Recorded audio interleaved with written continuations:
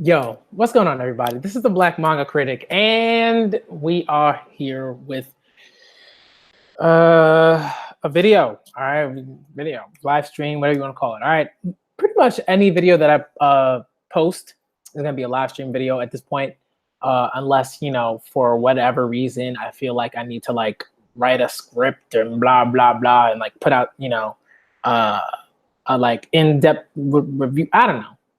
But generally, you already know the deal. This is a live stream channel. And we got to talk about this, My Hero Academia stuff, this slander of Deku, okay? And this is not me saying, oh, my hero is the greatest thing since sliced bread or anything like that. Because y'all haven't heard that from me, all right? Y'all know you haven't heard that from me. Although I do love me some My Hero, right? I love me some My Hero. I think there are some things that Horikoshi does that are fantastic, okay, and really entertaining and interesting. And they're just there have been really not interesting conversations that I've had within the My Hero community. You know what I mean? As a result of Horikoshi's writing. So already you got some good stuff going on. All right, but we got to get to the title. Right? We got to get to the title. All right. Some people are probably going to come through. I'm going to put a link in the live chat, or I'm going to, if you want to join the Hangouts, call, let me know. I'll either send you the link via Twitter or put it in the live chat. If you want to come through. And I really want to get to the sort of bottom of this, because something about this is a little. I don't want to say this is revealing or something like that, because I think there are people who, will say hey, you don't know me, so let me not, so let me not make assumptions about people. I'm not gonna do that here. Although these are things that I do, but they're not so much assumptions, so much as they're pretty educated guesses. But Deku isn't a crybaby, all right? Deku's not a crybaby, okay? This is, I think, something that happens often, where people will sort of, make up their own ideas of what a particular term means generally, or something like that, or if if it has a definition. I don't even know if there's a dictionary definition for crybaby. I'm gonna look that up, actually. Let me look that up right now. Definition. I don't even know if the dictionary has that. Maybe it does. All right.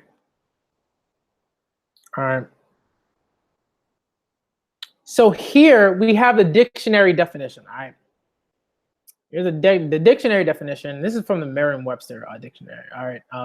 Merriam-Webster.com. Right. It says that a definition of crybaby is one who cries or complains easily or often. All right. I think what's really important to note here is one, there's this definition, the Merriam-Webster definition, and then there's you look at Urban Dictionary, which is it is what it is. Urban Dictionary is what it is. All right, there are a ton of people who come on there, put their own little spin on a term or something like that, and then people run with that, right? But I think what's happening here is that there's a sort of this sort of amalgamation of different definitions when it comes to crybaby. So often what'll happen is someone will be like, man, Deku crybaby, right? And it's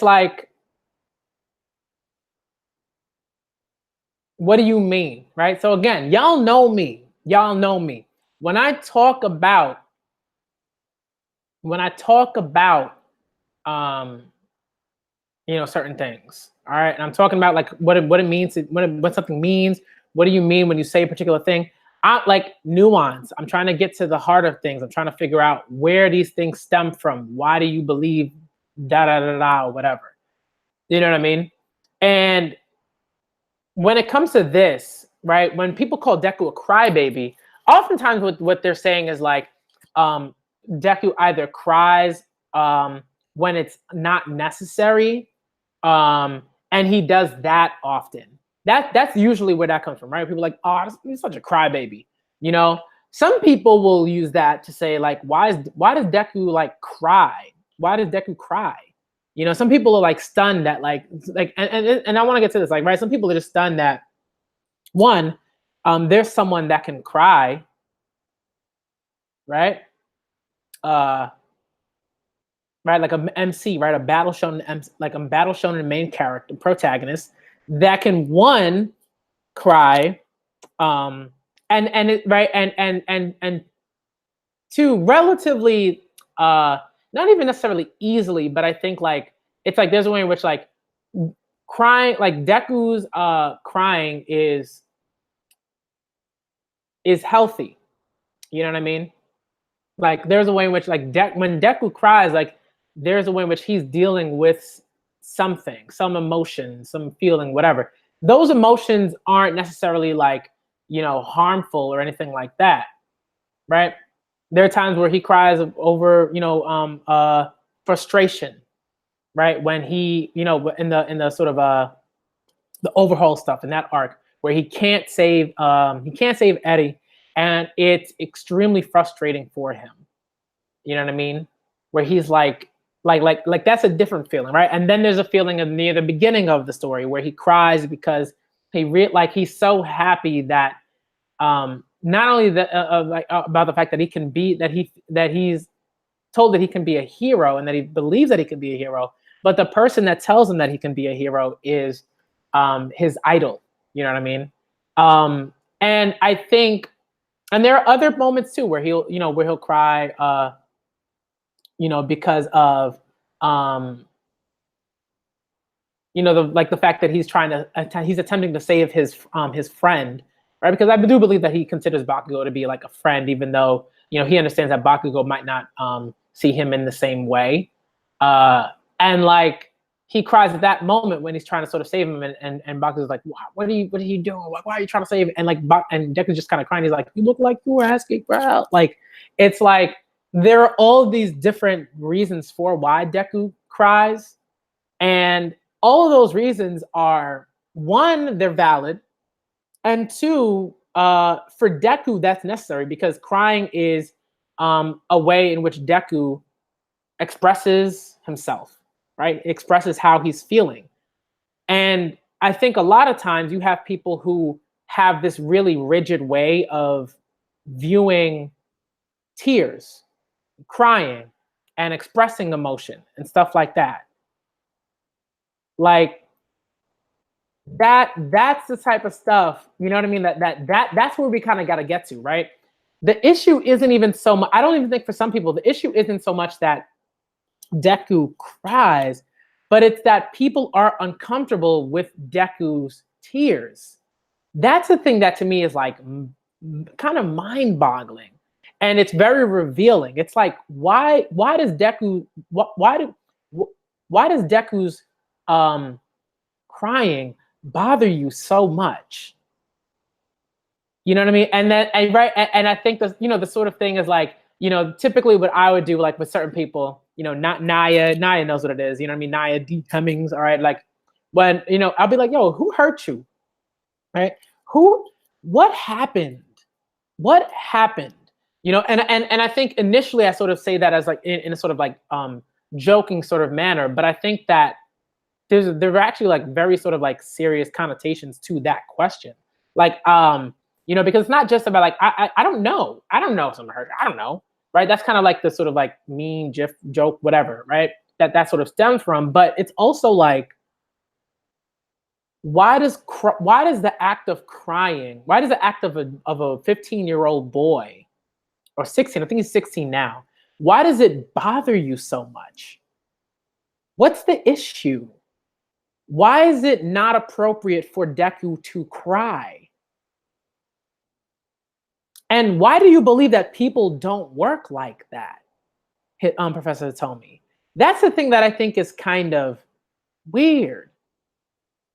Who are these people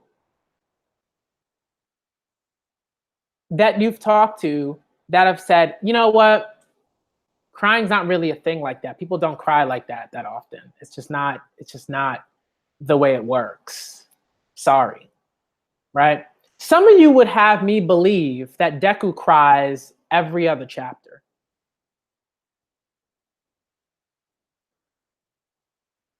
Right? Some of y'all are go so far. Not only do you exaggerate, right? But what you're exaggerating is a perfectly healthy thing. People cry all the time, right? People cry multiple times within any given month. You know what I mean? Few weeks, couple of weeks. This is the thing, right? There are some people that like love, watching rom-coms and K-dramas and films and TV shows and reading and certain literature wherein something happens in those like mediums, and like they cry, they express themselves in that way, and that's perfectly healthy. I think what's right, and for me that's like the fact that people are like, that's not healthy, that's weird. That's a little baffling to me and a little troubling for me, because it sort of tells me that for you, that's not okay. And I think like for me, it's like, yo, if you're not someone that expresses themselves emotionally through crying, but in a sort of maybe a different way that is also healthy, that's fine.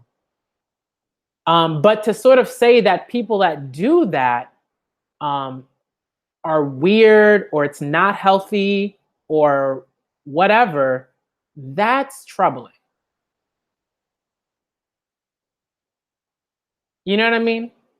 To be like, humans don't cry over like a situational, thing. It's like there are plenty of reasons. So I mean, I know people that cry because like, they hit, let's say maybe they like, hit their head on, they walk into like a door or something like that and they hit their head and they just start crying, because that's how they react to pain.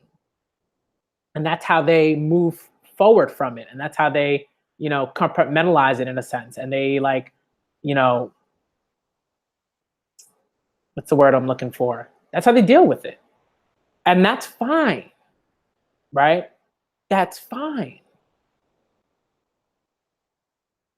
And I think what's also interesting is like, there are people who will be like, oh, you should only cry, right? You should only cry if like some sort of catastrophic world ending event happens. That's when it's appropriate to cry. That's when it's appropriate to cry. And I'm like, dude, dude, dude.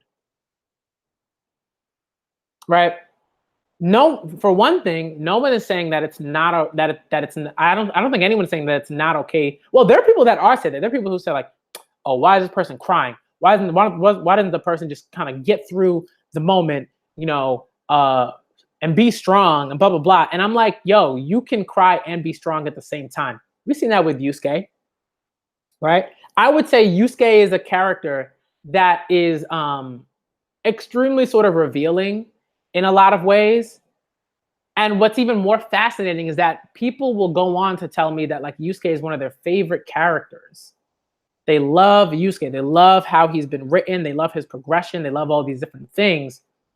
But they cannot fathom like crying as something that's particularly healthy in a certain way.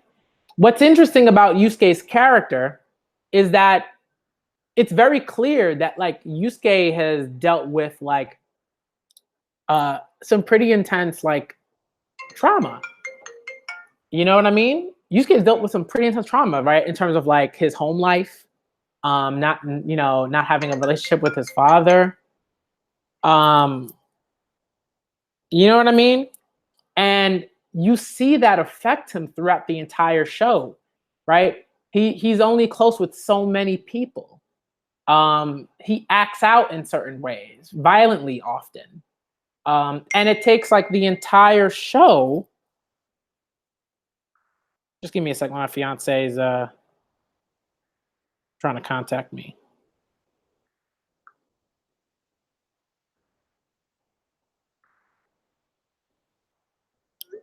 Right, and it takes the entire sort of show, like, for Yusuke to work through these things, and even at the end of it, he's still working through these things, right?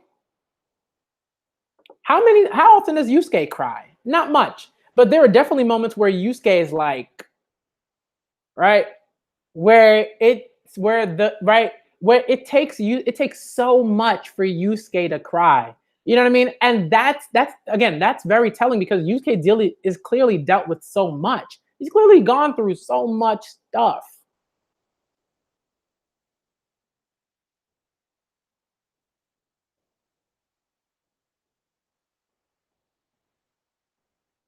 There.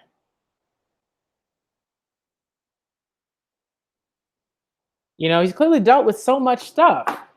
Um, and notice that I think there are moments where he definitely wants to cry or express himself in certain ways, but he can't because he's so guarded and he's just so emotionally stunted in certain ways. He just can't. He can't do it. So it takes all of these like catastrophic sort of events to just get Yusuke to cry.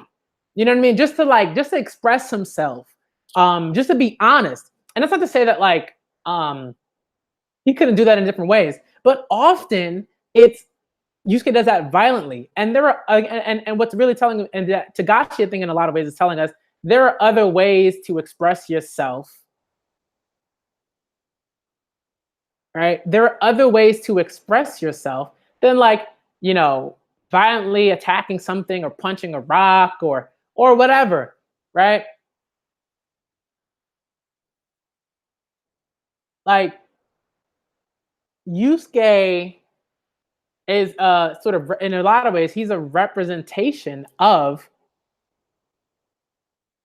why holding things in and not expressing yourself in a healthy way is extremely detrimental. Not only to yourself in terms of like you know what I mean, but to the people around you. Right? His relationship with Keiko, people are like, "Yo, Yusuke and Keiko are goals." I'm like, "Really? Yusuke and Keiko are goals? To who?" Yusuke and Keiko are not goals for me. I'll tell you that much. Why? Because Yusuke is constantly treats Keiko in a way that isn't healthy. Keiko was constantly having to figure out certain things, trying to get answers out of Yusuke. Yusuke doesn't communicate well.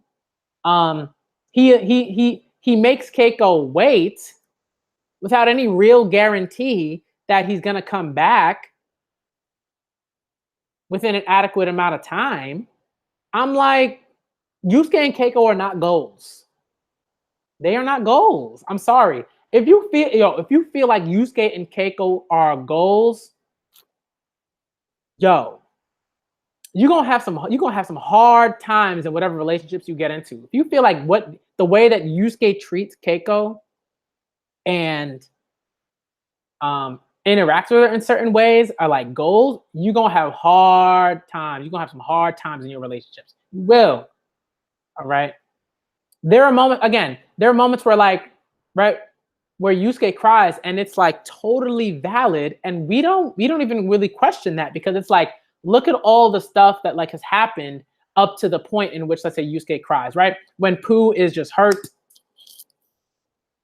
right? Yusuke is assimilating Genkai's spirit energy, right?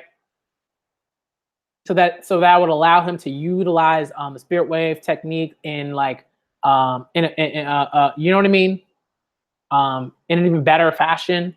And like he's just struggling. He's going through there are so many different things that he's like dealing with at that point. And Pooh is just hurt and he has to protect Pooh. And Pooh is a representation of himself. You know what I mean? It's like Yusuke can't even take care of himself, right, in a certain way. And that's something that's a theme that like is that occurs throughout Yu Yu Hakusho. right? Where Yusuke has to realize that it's not just him um, that is like essential to his emotional health, but everyone else around him, right? So when Yusuke saves Pooh, he in a lot of ways he's saving himself and he's growing and he's maturing in a certain way. And those tears are like a realization of like, I have to grow. I need to be more aware of how I'm feeling, what I'm going through. You know what I mean? Like it's like, and not only is that like a testament to Tagashi as a writer, but it's like it's a message to be like, yo, you have to deal with what you're feeling. You have to deal with your emotions, right? And Deku doesn't even have to go through all of that, right? He doesn't have to go through all of that in that particular way. And it's right because one, he's not Yusuke. There, right? Like he's better adjusted, I think, right? In a certain way. That doesn't mean that Deku doesn't have any trauma that he hasn't dealt with, or issues or anything like that. But it's a testament to Deku as a character, right? It's a testament that it's like, yo,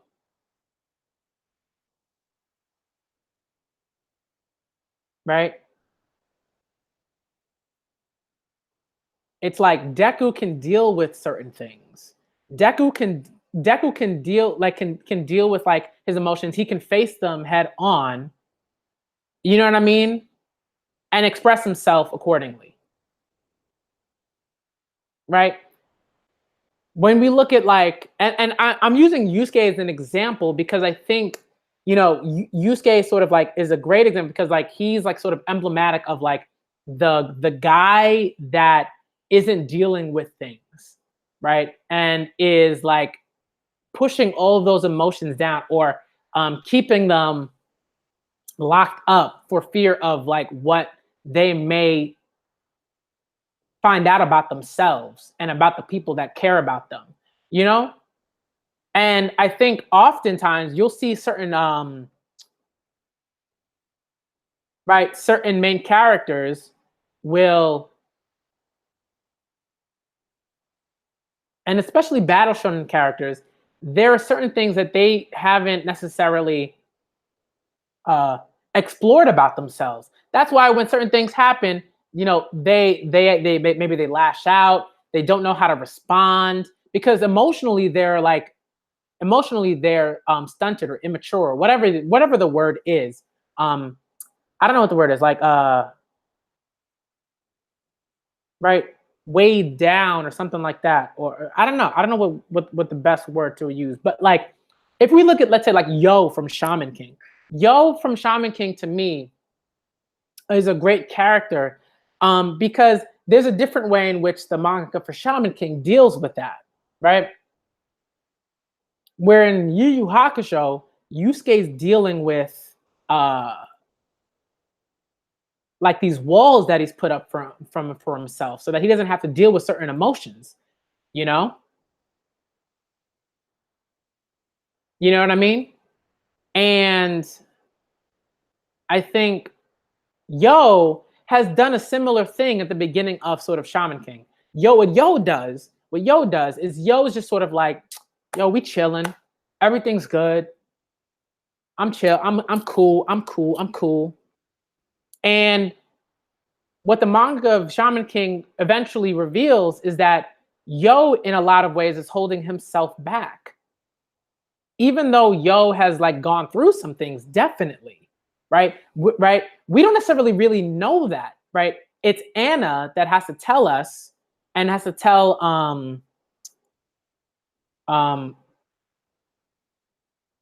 I'm going with Morty because it's like that. Those are the names that I'm like more like um accustomed to when it comes to Shaman King.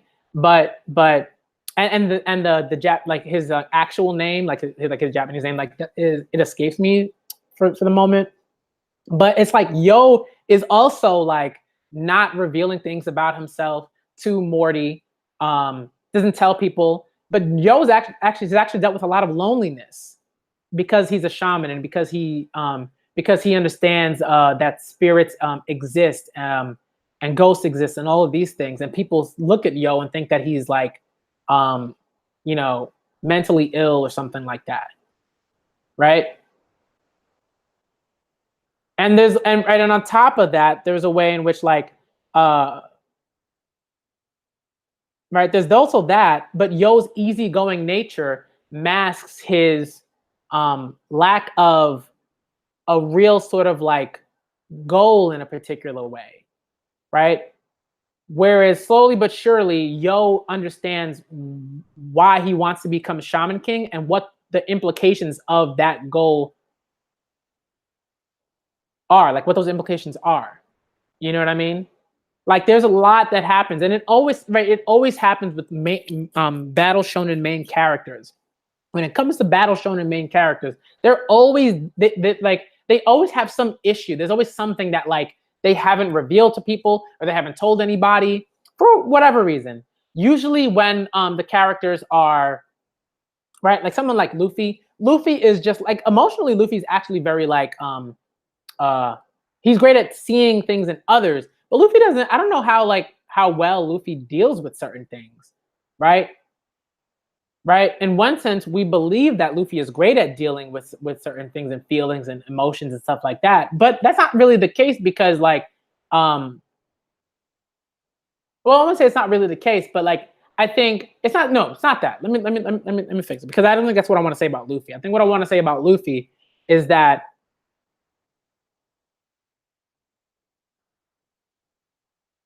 Luffy like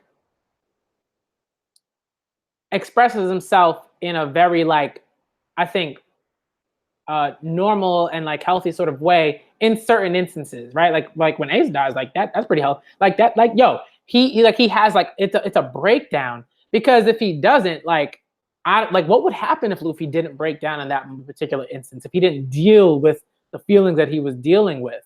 What would happen if he just held that stuff in and was like, I gotta keep fighting even though my brother just died? It's not healthy, you know? We look at characters like Batman. Batman is not like Batman deals with so much. I think what's also very interesting is like there's a way in which people, and I'm kind of going on this tangent because like I want to sort of get to this point. Batman is not healthy, but people will stand Batman in some ways for his unhealthy emotional state. They'd be like, "Yo, Batman is so cool, it's so brooding, he's so." I'm like, "Yo, that ain't stand goals for me. That's not goals for me. Goals is not me keeping everybody at arm's length, including like family, you know, and not really dealing with how you're feeling, and using your heroism as an excuse to not deal with your emotions and feelings and stuff like that." I'm like, nah. The thing that I love is that Deku, what I love about Deku and why I think Deku was so great is such a great role model is that Deku often will deal with his feelings as in the midst of battle, outside of battle as well, obviously, right? But in the midst of battle, he understands that this is what I'm feeling, this is what I'm thinking, these are the fears that I have, um, right? Admits that to himself because he realizes that he has to deal with what he's feeling if he's going to be able to move forward in the way that it needs to during the battle. That's healthy, right?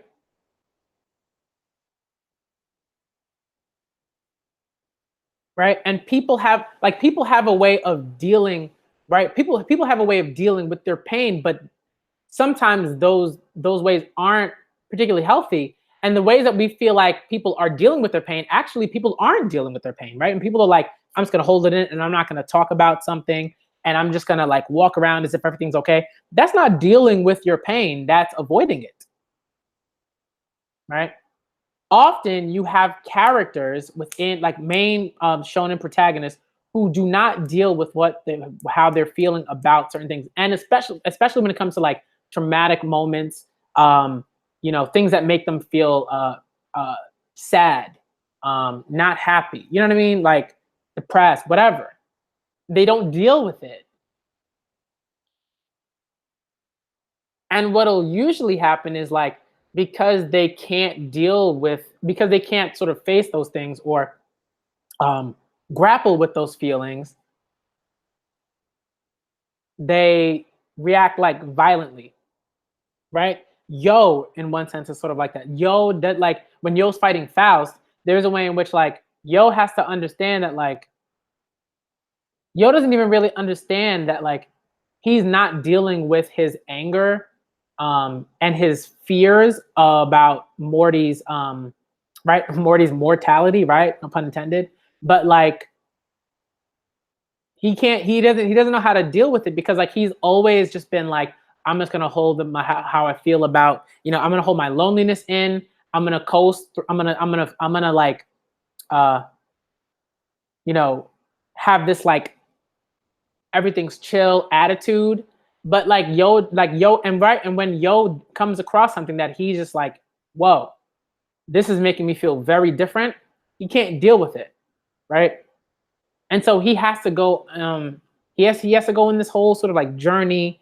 That happens fairly quickly, I think. But that's kind of like it's a battle shonen. You expect certain things to happen fairly quickly and things of that nature. But it's like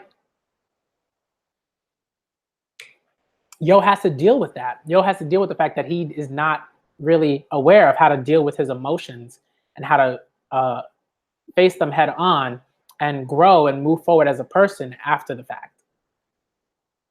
Too many, right?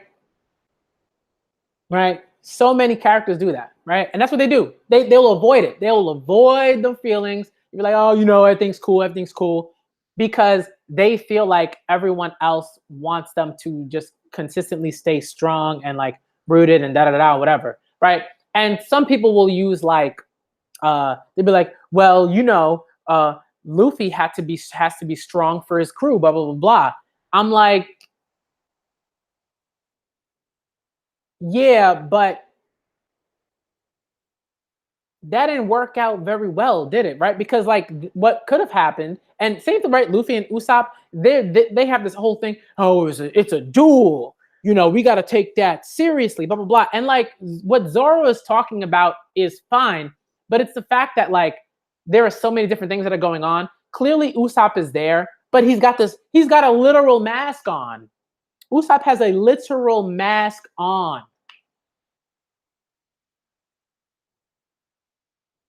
Right? Figuratively, emotionally, Usopp is dealing with the fact that he's made a severe mistake in leaving the crew, right?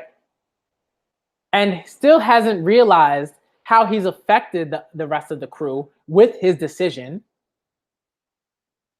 And he's not dealing with that. Obviously, right, in one sense, it's because like there are all these other things going on, right? Because they have to save Robin, blah, blah, blah. But that doesn't mean that you can't deal with those things at the same time. Like it's not right. Usopp's there. Rest of them there.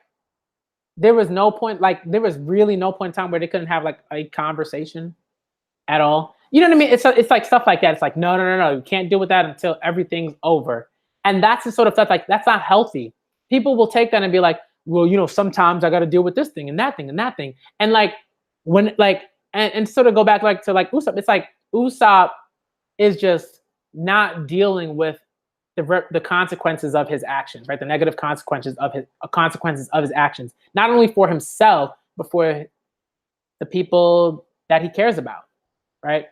Luffy, of course, isn't dealing with it because Zoro told him, "Yo, you gotta focus." But it's like, I'm not looking at Zoro for like advice on like emotion on how to deal with my emotions. I'm not looking to Zoro for that. I'm not looking to the majority of people within the crew. Like, is there anybody in the One Piece crew that is like? Well, I mean, maybe it's Jinbei, but yeah, maybe Jinbei.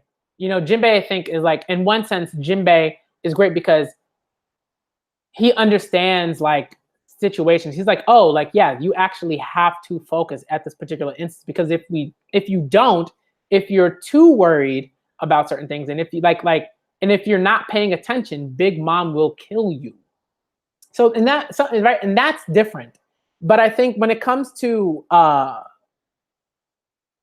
you know right? The instance where Zoro's sort of talking to the crew, and he's like, if Usopp doesn't come back with an apology, I'm not taking it back. I'm like, yo, y'all could have talked with Usopp.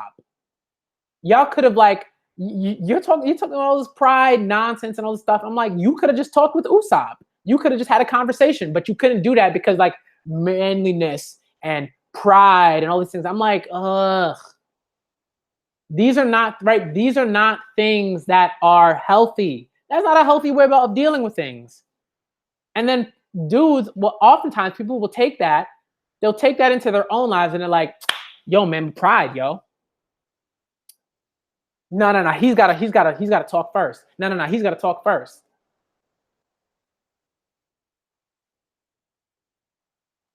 You know? And I'm like, but Batman is not someone that I'm looking to for a seminar on how to deal with emotions. You know? You know what I mean? Yeah, no, Zoro did, right? And in that instance, that right, Zoro sort of like allowed like Usopp and Luffy to sort of keep talking and everything, right? And Sanji is just like, no, we can't have this conversation. I'm scared of what might happen. And I'm like, and it's like, okay, you want to stop fighting, but at the same time, it's like, look, like you need to let them have like speak and express themselves, and then say like, hey, like let's figure this out, blah blah blah, whatever, right? But it's after the fact that it's like clearly both sides want to reconcile, right? Usopp wants to reconcile, and Luffy and the rest of the crew want to be together, but like they're like, no, Usopp has to do this thing. Otherwise, it's extremely clear that Usopp doesn't want to be back with the crew and he doesn't understand his actions. And I'm like, yo, you could have had a conversation with Usopp. You could have just had a conversation and said like, Usopp, I don't understand. Like, you know what I mean? But it's like, no, they got to do this whole thing that's not healthy. And clearly it's not healthy because like Usopp is still on the island and they're leaving and they still haven't dealt with like how they feel about what's happened. And they have to deal with that while Garp's throwing cannonballs. It's so absurd. It's such an absurd moment. It's great. And like there's and I cried. I definitely cried when that happened. And I'm not saying it that it's like, oh, this moment is invalid and screw this moment. Da, da, da. What I'm saying is that like it's clear, like to me, it's very clear, like it's clearly like an absurd moment because it's like they're not dealing with how they feel. And Nami is just like, y'all is so ridiculous, right? And rightfully so, because they're ridiculous.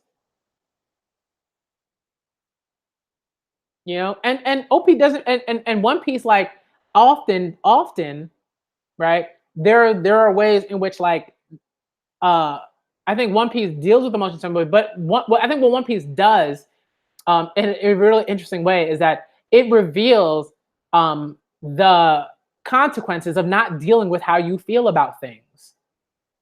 Right? If you don't express yourself in a healthy way, if you don't talk about how you feel, when you don't do that, all these bad things happen.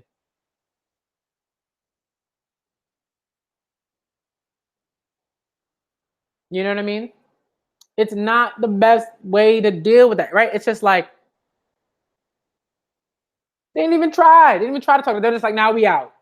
They were just like, now we out. We care about you, but we out because you disrespect. Like, I'm like, bruh, have a conversation. It's just like it really was that simple, but they didn't want to do that because pride and all these other things. I think about Deku again. Deku is a healthy child. He's a healthy teenager. He expresses himself in a way as he should, right? Deku ain't waiting for 3 months later to deal with how he's feeling about something. Deku's dealing with that from jump. And it's like, and it's like, that's not healthy. And I think that's the thing. A lot of people don't realize that a lot of the stuff that's happening, right, in these manga, they're not healthy. It's not healthy.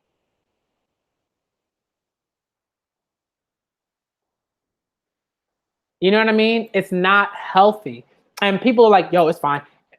And right, and in their own lives, they'll explode at their partners, at friends, people like that. They'll be like, yeah, I just didn't know how I just didn't know how to, express myself. I'm like, yo, go see a therapist if you need to. If you can't afford to see a therapist, you got to figure something out. You got to talk to people. You have to figure something out. Because what you doing right now, it ain't working. It ain't working. And this is why people, I think, love Deku.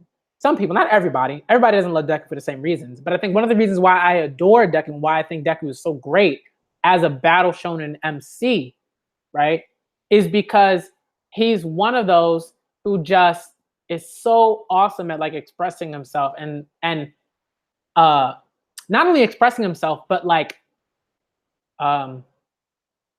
facing his feelings, right? And being very clear about how to other people about how he feels, right? That's one thing that I love. When like one of the best things that Deku does, right? I think is not only is he very aware of how he feels about things, but he's aware of how but most of the time he's aware of how other people feel. Sometimes he's not, right? Deku is not like a clairvoyant. So he's not always going to get that. That's how, and people are like that, right? Not every, like, right? You will never know everything that someone is feeling, but there's a way in which like you should try. That's what we call empathy, right? Being empathetic, being, and all these things, talking to people, having conversations with them, figuring out how they feel, right? Right? When it comes to Deku and Bakugo, right? Deku even understands this about himself when he's dealing with Bakugo, especially in combat. He becomes like Bakugo. He's not dealing with he doesn't deal with like right. He's not sort of seeing or empathizing with Bakugo in certain ways.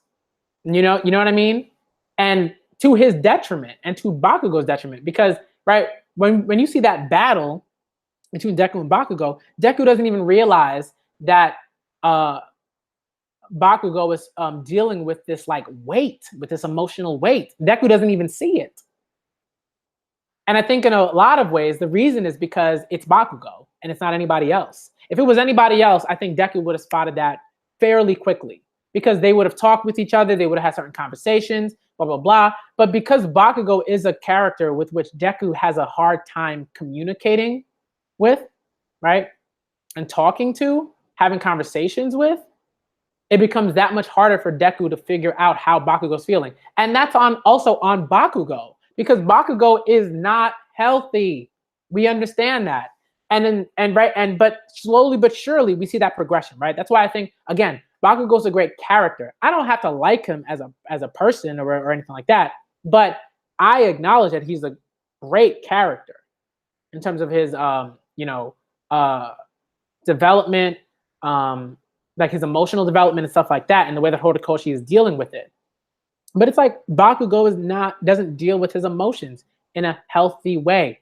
He's holding all of this stuff in, and he's angry, and he's incredibly depressed, and it's just like there's just so many things that he's dealing with. But he's not talking to nobody. Who is Bakugo talking to? Is he talking to Kirishima? Kirishima? Is he talking to him? I don't think so. Not about that stuff, right? There's a way in which like he has this friendship with Kirishima, but it's not where it needs to be, and a lot of that's on Bakugo, and also like Kirishima, right? Like Kirishima, like is another great character because he's dealing with his emotions in a lot of ways, and I think him and Bakugo are in some ways dealing with similar things. But I think Kirishima is much further ahead because he interacts with other people and his classmates and stuff like that. He doesn't have that problem. You know what I mean?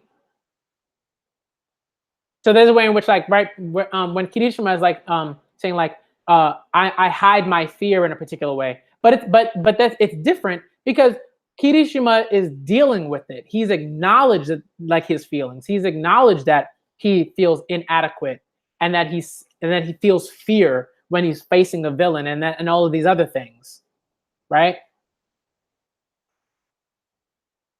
And in some ways, Kirishima is vocal about these things in different ways. You know what I mean? So again, like, I think one thing that a lot of us sort of miss is that a lot of these things like are supposed to show, like a lot of these manga, I think, are supposed to show us that it's like the ways in which we deal with our emotions and events and things of that nature aren't healthy. And for me, the reason why it doesn't make sense, like right when people are like, "Yo, Deku's a crybaby," it's because like Deku's not like Deku doesn't cry every week, or every day or anything like that. He doesn't complain like that. Uh, you know what I mean? He's not putting on some sort of performance, fake crocodile tears or anything like that. Deku just expresses himself in the way that is healthy for him, and that's crying. And it's not that he like, he's always crying, like, like his tears don't come out for the same reasons. Like they're like, right, frustration, joy, sadness, despair. You know what I mean? That's why when one thing that I think the anime does extremely, extremely well is it expresses, like when Deku is in the midst of battle, he deals with his emotions. He's not trying to put something on for well, at once he's like, yes, there's a way in which like I have to save Kota, so I have to fight because I have to make sure that he knows that I'm fighting for him. You know what I mean? Like, there's that, but then there's also when he's fighting Muscular Dude, right? When he's fighting Muscular Dude, he just breaks down because he's like, I am trying, and right now it's not enough, and I'm expressing my frustration. My frustration over the fact that this strength, this 100% that I'm using, that I've normally used to great effect, isn't enough at this moment in time, right? That the strength of my idol, the strength that I believe to be the strength of my idol, isn't enough. And he cries over that because, again, there's so many different things at play there. And he's also crying over the fact that I can't save this kid. And it's healthy because he has to deal with that. You have to be able to deal with your emotions. And then once you dealt with them, be like, okay, I've expressed myself. It's cathartic. You know what I mean? It's like, man, I can't do this. And then he's like, right, because he's dealing with all of those feelings, he can reevaluate things. He can say, oh, you know what? I gotta push further. I'm feeling all these things, but I have to push past those things. Most of the time what people will hear is they'd be like, I'm not even gonna deal with the fact that like I'm sad over the fact that I'm losing right now, something like that. It's always some like, oh, I just simply don't have enough power, and then something happens, and then I have enough power. You know what I mean? It's just like, it's different. They deal with it in different ways. But like Deku cries, right? Deku cries, right? When you think about, let's say, like Bleach with Ichigo versus Kenpachi. Ichigo is very much so dealing with the fact that he's like, yo, by myself, I can't beat this dude.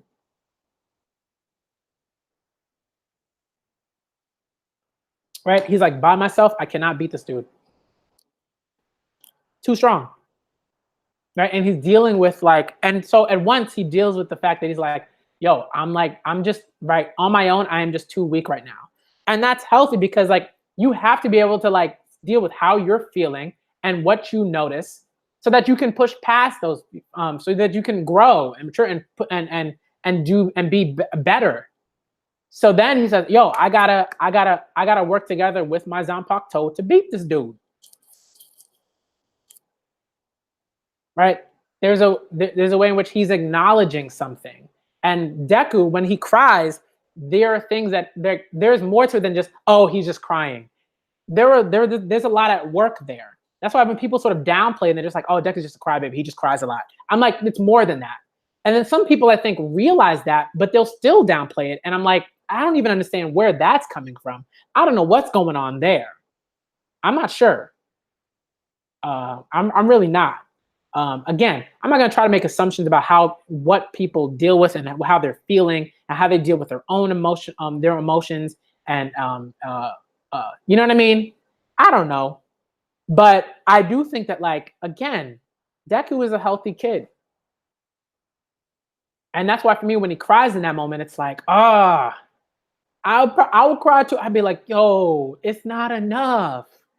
What do I need to do? Like, you right, like, you have to acknowledge that within yourself. You like, otherwise Deku, right? Deku's like, yo, this power isn't enough, right? And all the emotions that come with that, Deku deals with, and then he's like, okay, I have to push further.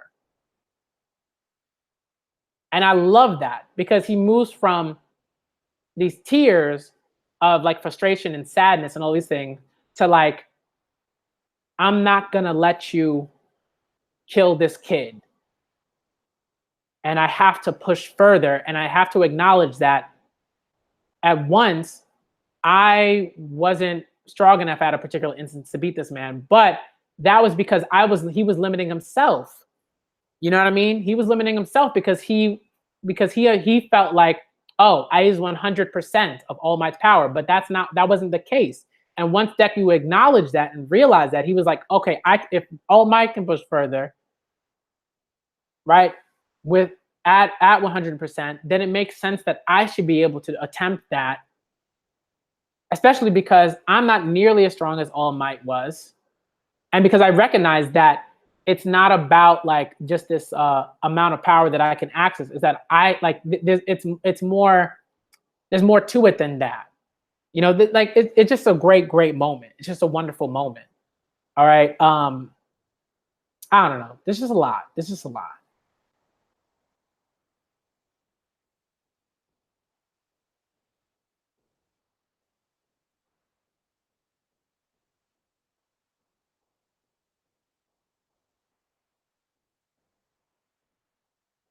You know what I mean? There's such a stigma, right? Can't show emotions if you're a dude. And I want to get that to that, you know? And it's just like people don't want to, and so, like Professor told me, it's like you gotta acknowledge certain things, right? Like you're talking about, oh, you know, Deku was forced to drop his phone, blah, blah, blah. But what does that have to do with how Deku is expressing himself? You know what I mean? It's like, that's the kind of stuff, right? Like that's like why are you all the way over here? I'm here. You're all the way over here. You know what I mean? I'm not sure. I'm not sure what we're talking, what you're talking about. You know, I think that to me, they're not shallow. They're just not right. And this is when we compare motivations. But I think what happens is that, like, in some ways, Deku, I think, consistently realizes that not that his motivations are shallow, because you have to grow, right? That's what it's about, right? Deku's growth. There's a point where Deku realizes, right, when he's fighting Gentle, that to me is one of the best things about my hero. People hate, I think people don't really, I think there are a bunch of people that don't like that. They don't like that. They don't like that arc or whatever. And I understand, like, if you're talking about the arc as a whole, but I think Deku versus Gentle is such an important moment, because not only is it like, it's not always about the like big bad, you know, the big bad villains that are out there, right? It's not always about the all for ones, or even the Shigarakis, right? You know what I mean? It's like, here is just this like run of the mill criminal who has like their own motivations and everything like that, right? And Deku is struggling, right? Deku is like, yo, like, right? It's not enough to have those ideals. You know what I mean? Not only does he realize that it's not enough to just like, you know, have you know, sort of shallow ideals, right? Because there's a point where Deku's like, he questions himself because his ideals aren't strong enough, right? And in that way, Deku is able to sort of re-examine his ideals and his goals, right? His desires and all these things, and then say, okay, I need to be able to move forward, and I need to acknowledge that there are other people out there, right? Who also, right? Villains aren't just people like, right? Aren't shallow, right? When All Might's talking to Shigaraki, like All Might sort of understands that, like in one sense, Shigaraki's like, you know, very shallow in the same way that in a similar way that Deku is, right? That's why they're parallel, right? Because they're both growing. So it's not that. So I would agree with you that, like, I think initially in some ways Deku is kind of like shallow in the sense that not that his motivations are wrong so much as they're limited, right? Right, when we talk about a shallow sort of pool of water, we're talking about that it's just like there's just not a lot there. That's not to say that that stuff isn't that pool of water isn't valid or anything like that, or that those motivations aren't valid. It's just you need to be able to grow. There needs to be more nuance to that. Otherwise, when you face certain things, you're gonna have a hard time, right? And what I love is that Deku realizes this with a run-of-the-mill criminal, as opposed to a big bad. Gentle is not a big bad. Gentle is just a regular villain. It is a regular criminal. And Deku has this, like, very much so, like a moment of sort of like crisis. You know, not in the same way as, like, you know, All Might versus All For One, in this like massive, like, you know, intense sort of like moment where it's like, if I don't defeat this dude, the world's gonna end. But it's more like, I need to defeat this dude, and I need to understand that this isn't just like a villain that I need to defeat. This is a person that is complex, and even though I understand what some of their motivations and things of that nature, and who they are generally in a certain, but not generally, but like in a certain, like in a more complicated manner, I need my beliefs and who I am and what I believe in to matter more. And the only way that you're sort of able to do that is to have nuance in that, you know, in certain ways. And that's what Deku needs. And that's why I agree. Like, you know,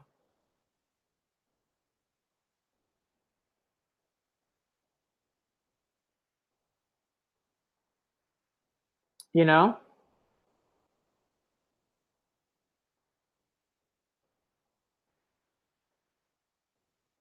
and it's like there's a lot there. I think this is the sort of thing people, I think, want to just be like, oh, this is very, like, you know, cookie cutter, da da da. And I'm like,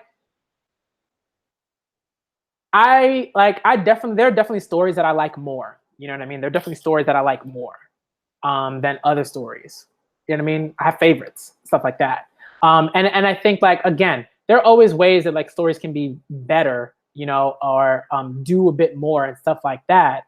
But I think all too often people will miss things, and they're like, oh, why are people, like, you know, over analyzing these things and stuff like that? And I'm like, yo, in one sense, yes, you can definitely overanalyze something and see things that just are not there. Not even, yeah, you can see things that aren't there, or you can say, oh, here's a connection that I'm making, but that connection makes no sense, right? You can definitely do that.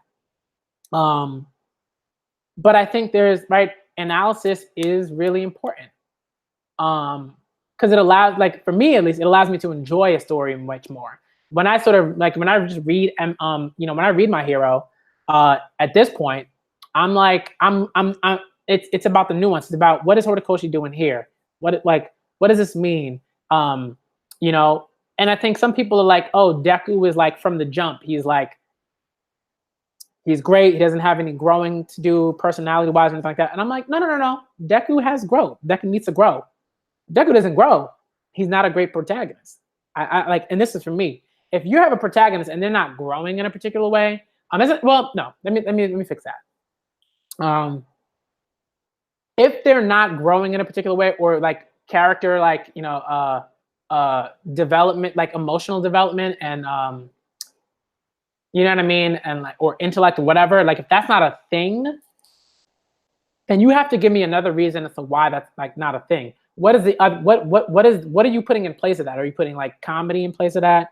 Are you putting entertainment in place of that, something like that? If you are and you're upfront about that, that's fine. because I feel like there's a lot that happens sort of like with Luffy. Like Luffy's kind of a character. That's not to say he's not like complicated at all, but I think Luffy's a character where to me it's very clear that like uh, Oda is concerned with like you know um, certain elements of Luffy's character and sort of pushing that and making that the draw, right? I that's what's happening there. That's why when people tell me, "Yo, Luffy's just progressed so much and it's so amazing," like da da da da, Luffy can do this thing with his technique now. I'm like, yeah, but that's like we've seen that time and time again. That's not. I don't want to say that. That's like progression in a combat sense or development in the combat sense. All right. Um, but we've seen that time and time again. We know that that's a thing. So it's not super impressive or anything like that, at least to me. Um, but again, if that's something that you're saying, like, yo, right, like, if you as an author are saying the draw isn't their emotional development, um, or something like that, then okay, right? It's different. If you're upfront about that through your storytelling, that's fine. I'm not even gonna complain. I think what bothers me is when people try to sort of like, present these things as like, well, Luffy's grown so much tremendously as a character emotionally. And I'm like, really? I don't know about that.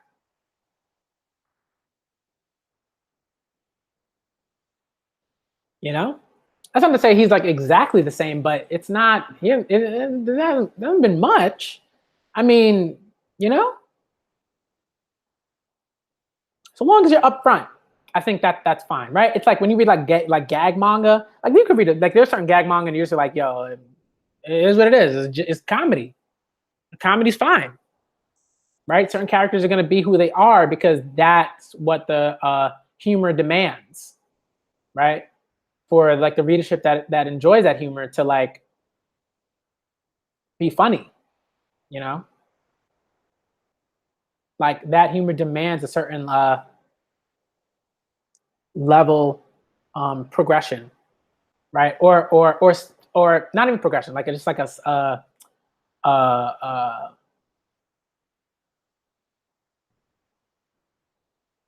what's the word I'm looking for? Just like I'll think about I'll think about it later. But you know what I mean, right? Like characters have to be sort of like unchanging in a certain way for the humor to sort of like remain intact in a particular way sometimes.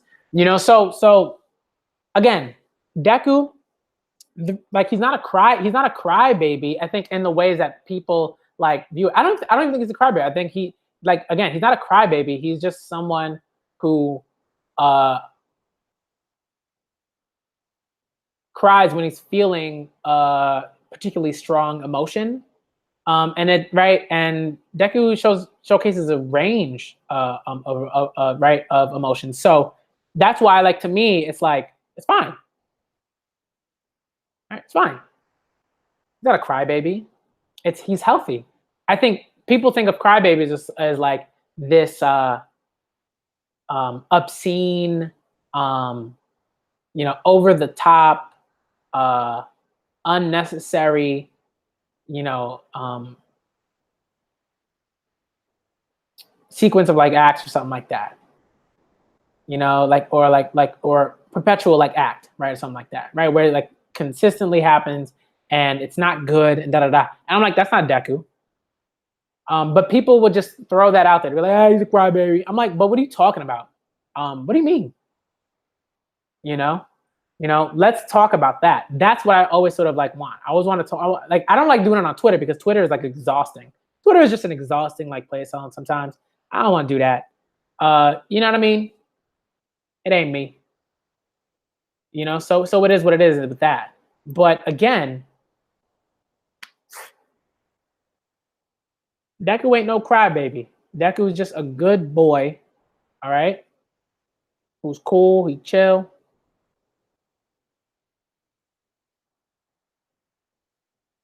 and it is what it is. All right.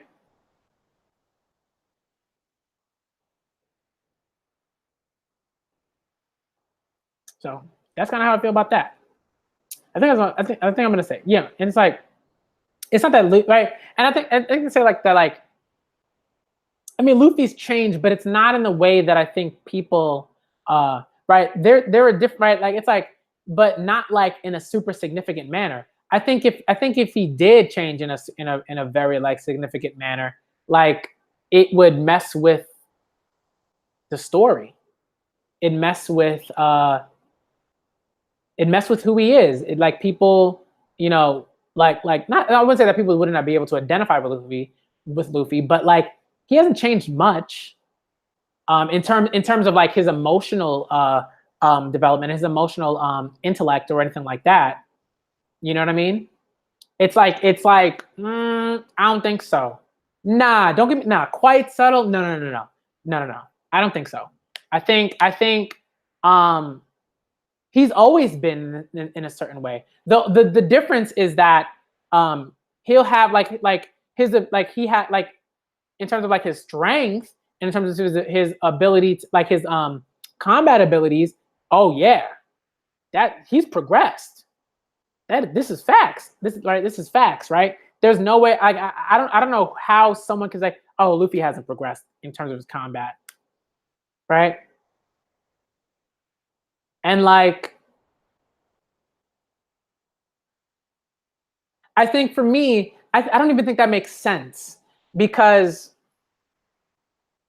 I'm pretty sure right, like Luffy's like, oh, you know, like like like okay.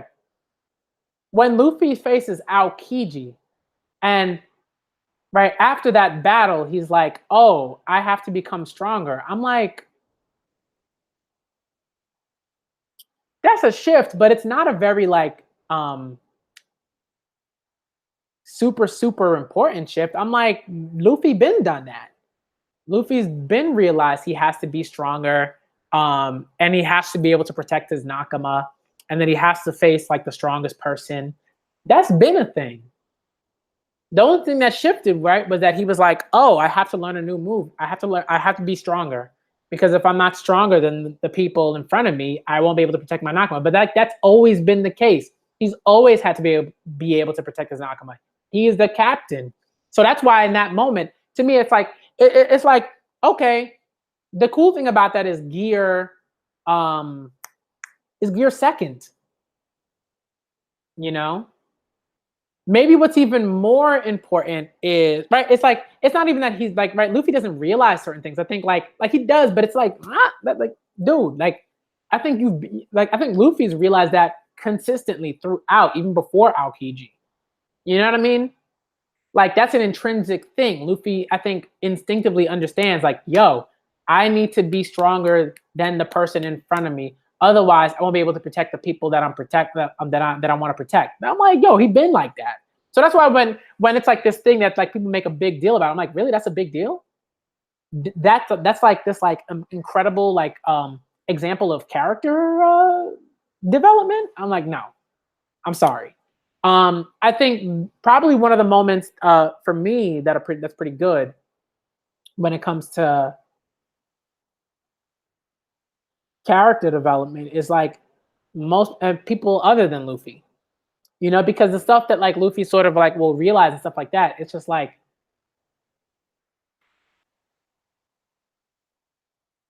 it's like okay, you know, I don't think Luffy has made decisions that he wouldn't have made in previous arcs. I don't think so.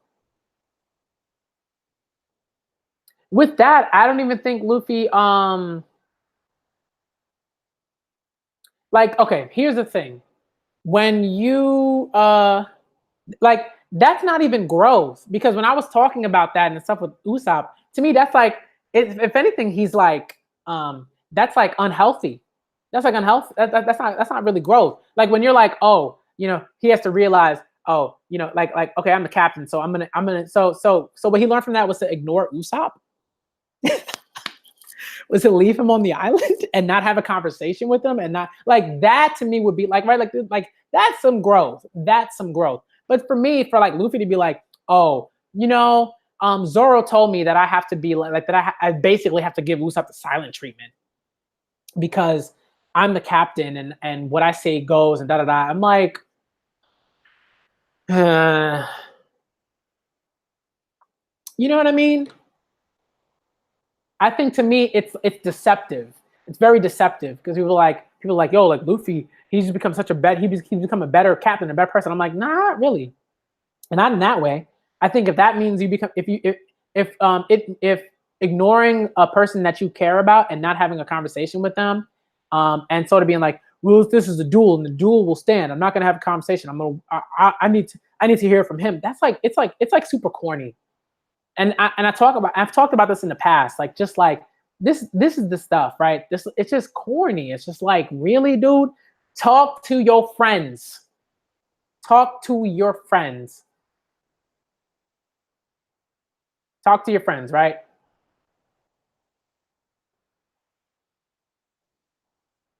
You know what I mean? I think like, and I think that there's a way in which people will make connections in these sort of kind of vague ways, and they'll say, "Oh, Luffy learned from this moment because of what happened in this moment," and I'm like, I don't know. I don't know. You know, I'm like, is it clear that Luffy learned from the debacle with Usopp, and took what he learned from that and, decided, oh, I'm going to talk to Sanji and I'm going to try to convince him and blah, blah. I don't think so because it wasn't clear to me that Luffy learned that from the debacle. If anything, Luffy was very much so like, yo, you lead a crew, you done. Like if you really leave, if you like are like, I'm done, right? And he was like, okay. But notice what happened was that like Luffy was like I don't think that's that like he learned from that moment. I think in the moment when it came to Whole Cake Island, he was just like, yo, like I need Sanji to cook. I need him as I need my chef. So I'm gonna try to get him back. Which is like, yeah, that's what you should do. But I don't think like that moment with Usopp um was like clearly what you know what I mean? Like there wasn't some sort of connection made. I think if Oda had clearly made a connection in terms of like, oh, remember what happened with Usopp and da da da and everything like that? Didn't you learn? Blah blah blah. That would have been way more interesting, and then I could say, oh yeah, there's definitely some growth. But because those things, because as it stands, those two things seem so disparate. You know what I mean? You know what I mean?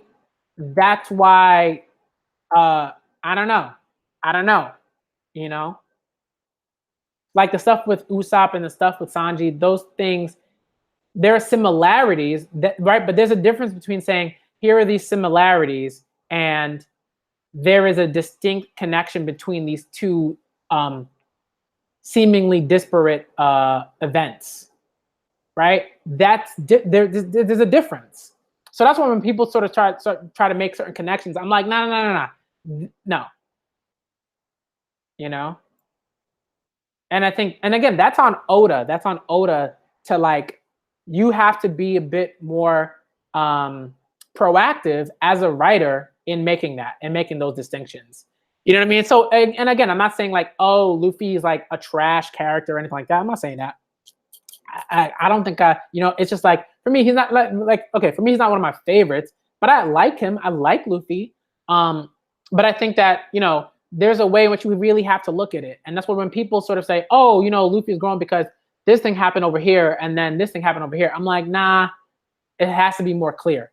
It doesn't have Oda doesn't have to yell it from the treetops, but I think there are ways in which Oda has done certain things, right? Like when Robin, right, is talking with Nekomamushi and is like, yo, I got my friends. Or is it Inu Arashi? Maybe both, right? No, I think it's Nekomamushi, right? And he's like, yo, they're gonna come after you, Robin. And in that instance, Robin's like, I'm good. My friends are strong and they will protect me. And it's very clear that there's a connection between Robin being able to say that and the fact that she didn't believe in her friends and their strength and their ability to protect her. And it's something that's happened before, right? Where Robin talks with Aokiji at the end of that arc, at the end of the Enies Lobby arc and stuff like that. And the whole thing with like Garp and the party and all that stuff, right? And Robin's like, I'm good, right? There are multiple points where Oda has shown us that Robin's changed and that she's developed. That's what I'm talking about. When it comes to the stuff with Usopp and Sanji, that connection is not clear. It's not clear. So what people will do is they'll make those distinctions for themselves, and I'm like, no. Just because you feel like this thing is there, that doesn't mean it's true. All right, so I'm gonna end the stream here. Again, Deku ain't no crybaby. All right, Deku ain't no crybaby. Okay, he's a healthy boy. He's a healthy boy that cries. And to express himself and emotionally and for catharsis and all these other things and to deal with like his emotions. You know, so all this stuff about Deku a crybaby and that's corny and like, you know, and then people making a distinction like, oh, you know, other MCs have cried. And I'm like, yeah, but this is different. It's different because when those Battle Shonen main characters cry, often it's some like really intense moment and they haven't really cried in certain ways like as often before and in the same way. Like Deku is like, when Deku cries, like there's like a reason for that. It's a part of who he is and it's a healthy part of who he is. With these other main MCs, usually when they cry, it's always some like massive thing that's happened. Someone has died. It's always like, you know, something that has to do with like sadness. I would say, you know, or you know, even when they do cry, they gotta hide it. They're like, nah, I can't cry in front of you. You know, it ain't cool. It ain't right. It ain't right to cry in front of you. It's like stuff like that. I'm like, that's corny. You know, so there's a difference. That's when people are like, oh, you know, like Deku's not special because he cries. I'm like, no, like, and then you say other main MCUs have cried. I'm like, no, that's not even one. We're talking about how, like, the fact that Deku's crying. Deku's not a crybaby. Okay, we didn't say that. You know, that like invalidates other main characters in Battle Shonen who've cried. We didn't say that. Y'all brought that in there for whatever reason, and that's what we call that's a straw man. That's a straw man, right? Some people, I don't even think they don't know what a straw man is necessarily when they mention it, right? That's like when you introduce and saying like, hey, Deku isn't a crybaby, right?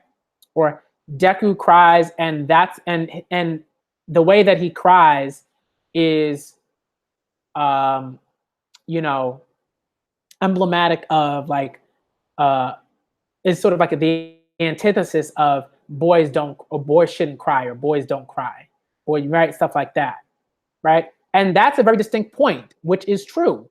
And then when people are like, oh, but you know, other MCs have cried, that doesn't make them special. I'm like, again, that's a straw man because like you're talking about something particularly different. You're shifting the argument to Deku isn't special because he cries, and we're not saying that he's special just because he cries. What we're saying is much more nuanced than that. So again, I want to hear all this like nonsense, you know, from people. I want to hear none of that stuff. All right. Yeah. All right. What's going on, Virgo? You know what I mean? I don't want to hear that. I want to hear that. Okay. Because you're wrong. All right, you're wrong. That's how it is. You're wrong. All right. So I'm gonna get out of here. All right, because I gotta go. It is 5:37. I didn't realize that it was that late. Oh my goodness. I need to do a few things. I got a lot of work that I gotta do. And there's right. He's not. Deku isn't a crybaby. The end. All right. He's not. But if you think he is, again, you got to like examine why you feel like he is. What are you pulling? What evidence are you pulling from? How do you define a crybaby? All right, and does Deku actually fit those parameters? And if he doesn't, then he ain't a crybaby. You know what I mean? So it's certain things you got to look at. All right. Suna, I don't know. I got to think about Suna because I haven't thought that much about it. So I'm not going to say too much about that.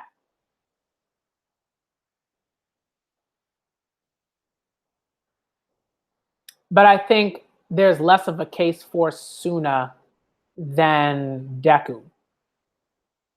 You know, but I gotta think about it. I gotta think about Suna, John Boy. I gotta think about Suna. Because yeah, I gotta think about that. So I'm not gonna make an argument for Suna right now because I just don't have enough for him. But I don't know, maybe. Yeah, I think Suna is like a bit more like there's it's comedic, right? It's like, Suna often complains about things and you know, doesn't necessarily want to work hard for certain things.